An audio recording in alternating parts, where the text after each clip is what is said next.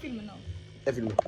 Okay. Her kan vi se, at den ene laserstråle ikke påvirker den anden stråle, når den går ind over.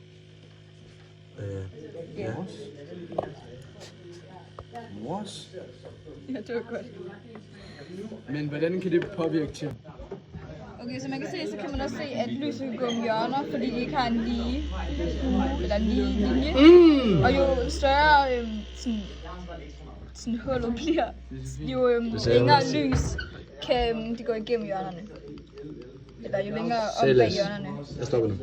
Okay, eksperiment 3 featuring Cabby Boy. Okay, det er sådan den fjerde egenskab, hvor vi ser, at den Og kan de kan se reflektere. på Rolex. Laseren reflekterer sig Nede i Rolex. i lyset. Nej, nede i Rolex fra Dissing-ure, løvens hul. Op på papiret. Nej, for du er hvad? Nej, op på papiret. Og featuring Casper. Den røde laser har en lav frekvens, fordi at den er det Og her der viser vi lys bølge. på det infrarøde spektrum, som Så kommer mit vers nu. Så er det mit vers. Og her der kan vi se bølgeegenskaben og reflektere.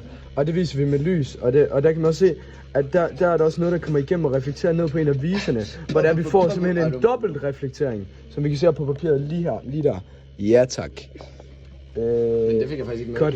Cut. Jeg fik ikke dobbelt refleksion med. Ja, op med papiret igen. Super. Op med blank. Jeg fik ikke dobbelt refleksion. Så hvis jeg lyser ned i viseren, så kan vi se, at den laver faktisk en trippel lige der. Jo, man kan se.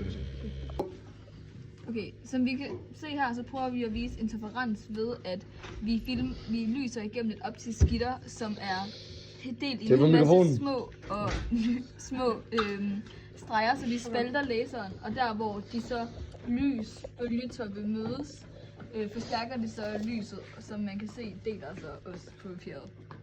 Kan vi lige få den igen? Nej, det er orden. Og var der mere? Nej. Indgå. Vi vil også lige forklare, hvordan det synlige lys fungerer. Så jo højere frekvens, jo mere blålilla stråle, og jo lavere frekvens, jo rødlig stråle. Og den grønne laser, det er så den, der ligger lige i midten af det synlige lysspektrum.